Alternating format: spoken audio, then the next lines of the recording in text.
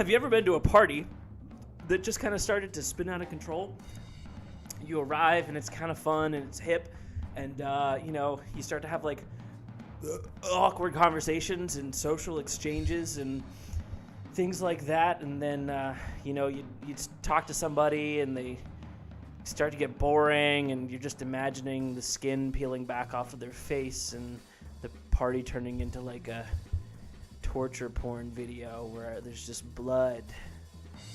So much blood. Just me? Oh, okay.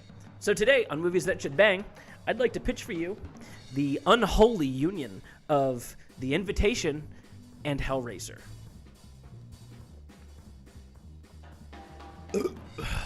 In 2015, the director of Aeon Flux, Karen Kusama, gave us an actually good movie called The Invitation. And it was kind of like a, I don't want to use the overused term of masterclass, but it was, maybe a bachelor's class in thriller and pacing and just nail-biting edge of your seat. There was the good Rick one. Just, edge of your seat setup. It was such a great movie. Oh my God, it was so good at not expositing, but instead taking you in and out of real party social situations where you'd go from the main party where things are starting to spin out of control into side conversations that give you backstory without delivering any kind of exposition. You're just kind of piecing the clues together yourself. And then it just turns into this insane cult film where a couple of the people attending the party have joined this crazy murder cult, and they're going to kill everybody at the party. My kind of party. It ends with no more friends. It taps into that kind of like almost too awkward to look away setting situations from The Office, except for it's not done for comedy. It's done for the uneasy feeling. It strips everything away from it that The Office would deliver for comedy in a way that makes you second guess the motives of every character. As the party gets darker, it becomes this like living, breathing atmosphere that you can cut with a knife of just, oh my God, where is this about to go? And then spins out of control from there until you get to a very uniquely open ending. It could have a sequel, but it doesn't have to have one. It leaves just enough answer that you kind of know where things are headed. You really don't need a sequel to know how bad things are going to go after the credits start rolling for these characters. Hellraiser, on the other hand, is a hot mess. Oh my God, these movies. A lot to unpack here. Hellraiser is difficult to talk about.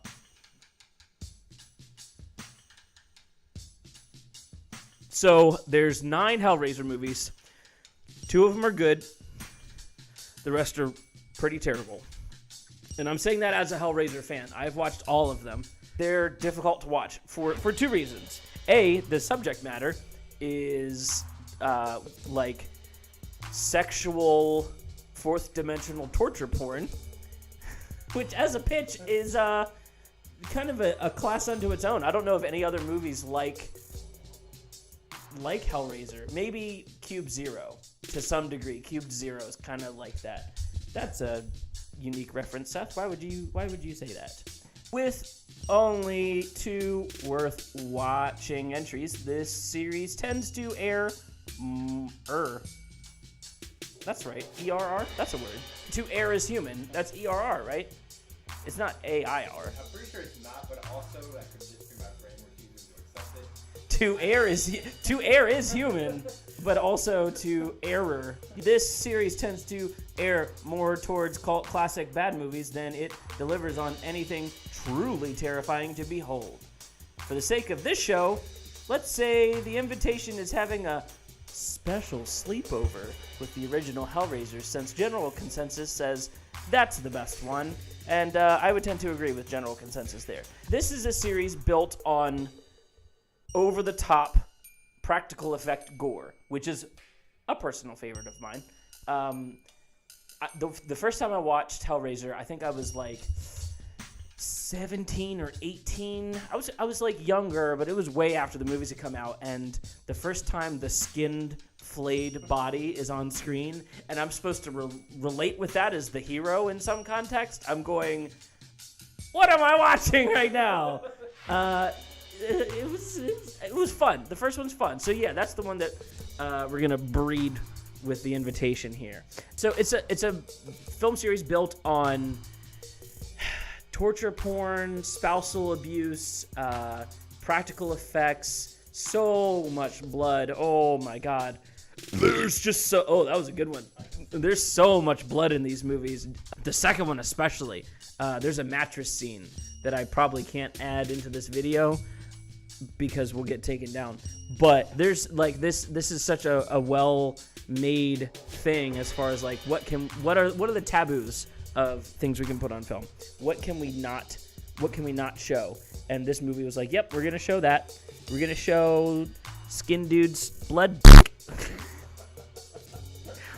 It was like Watchmen, except instead of being blue and God, he's red and eating people. The Watchmen we didn't know we needed. And then there's the backstory. Okay, I don't want to jump into the backstory too much because this is Clive Barker, who is the hipster Stephen King. There we go, trademarked. Hipster Stephen King, Clive Barker. Trademark Seth Decker, 2018, Movies That Shebang.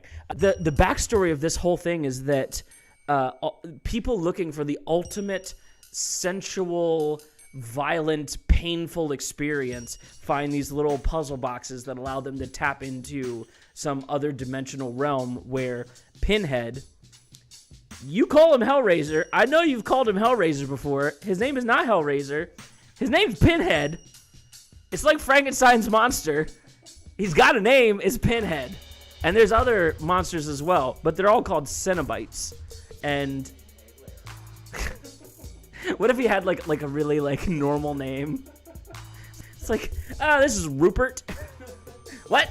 The guy with nails in his head? Yeah, we call him Pinhead, but his name's Rupert. He lives in the fourth dimension, I guess, or some kind of like sexual painful reality where, orgasms and death kind of cross over.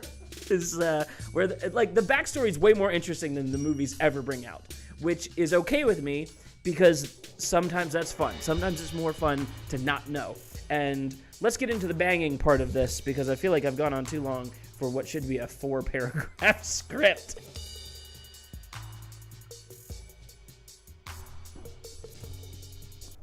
Imagine for a second the opening of the invitation.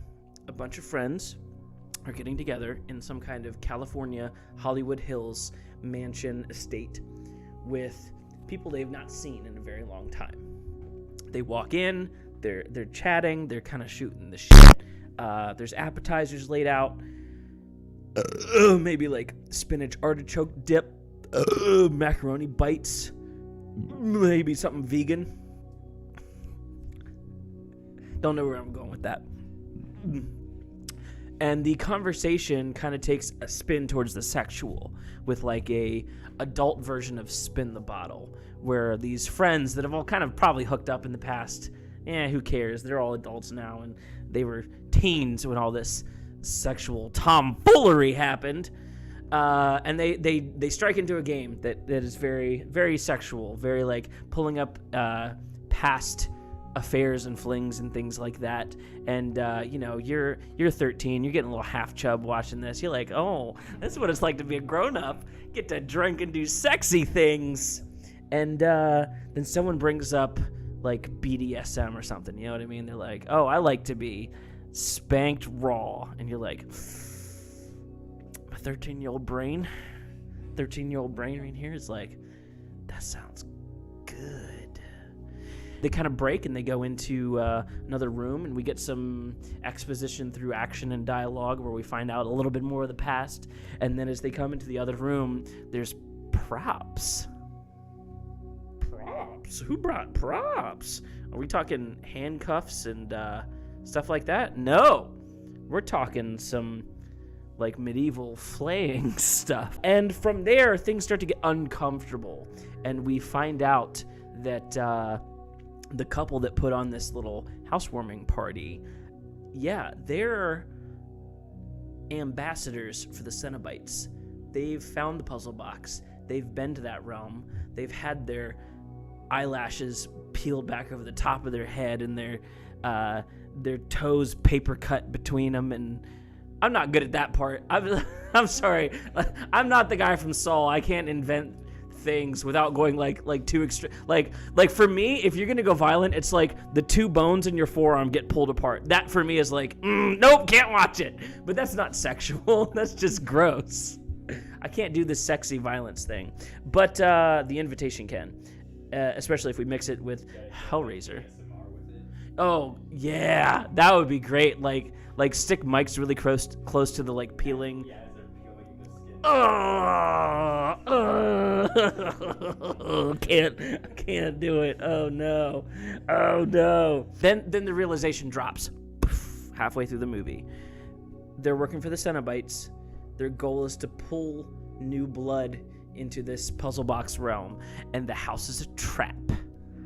And now our main character, I think it was Logan Marshall Green of Upgrade fame, of Prometheus fame. Do I know any other Logan Marshall Green movies? Oh, of Spider-Man Homecoming fame. He was the shocker that died. Let's get serious. Let's get deadly serious.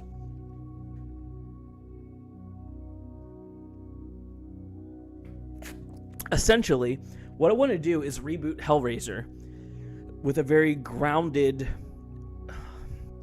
almost found footage look at what it would be like to run into a Cenobite cult that wants to flay your skin off of your body until you jizz yourself to death. Can I say that on YouTube?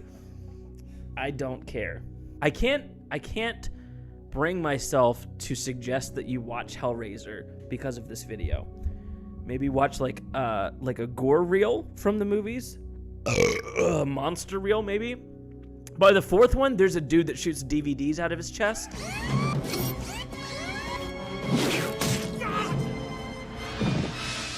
Not kidding.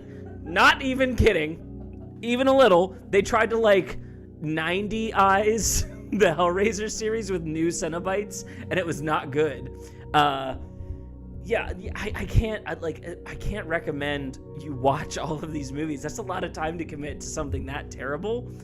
I've done it for you. Don't do it. Watch the first two. Watch the newest one so you can see how far they've come without going anywhere. And then realize that like a solid reboot of this series would be great. These movies, The Invitation because it's so good, Hellraiser because it has such a great premise. They need to bang. I need the premise of Hellraiser. I need the execution of The Invitation. I need Karen Kusama to come back and do this movie. I'm sorry I shit on Aeon Flux. Like, you probably did it was probably really hard. Like, I can't imagine me directing that movie and it turning out well. I would just be hitting on Charlize Theron the whole time. Truth. That's just the truth. I do highly recommend that you check out The Invitation. It is on Netflix or Hulu, as far as I know, as of the recording of this video. I need these movies to bang. I really need a Hellraiser reboot. I really need a grounded look at Pinhead and his, like, maybe this is his first cult. Maybe it's a full reboot. Yeah. Or not. Maybe the chick from the first Hellraiser is the one that initiated this cult, and that's the like little nugget for you Hellraiser fans like me out there. I can't remember her name because, like, again, I love these movies, but I did not commit that memory. From here, this is the end. This is where we let these two crazy kids go out into the world and make a little messed up Cenobite baby for me to watch. Hopefully they both packed the leather pajamas for this one, because this is going to be a messy movies that should bang. Thanks for watching. If you enjoyed this, check out the other movies that should bang. I think 2 other episodes are up as far as this goes. I'm going to roll the text of what you need to do to get involved in this channel as I chug the rest of this 20 to completion. You have to subscribe because I'm doing this for you. That's the deal. If you're going to watch me chug the rest of this, you have to subscribe. This is all going into the video. This is the close of the video. Thanks for watching Movies That Shebang, Hellraiser and The Invitation. Go watch The Invitation, watch Hellraiser, and then clips of the other ones.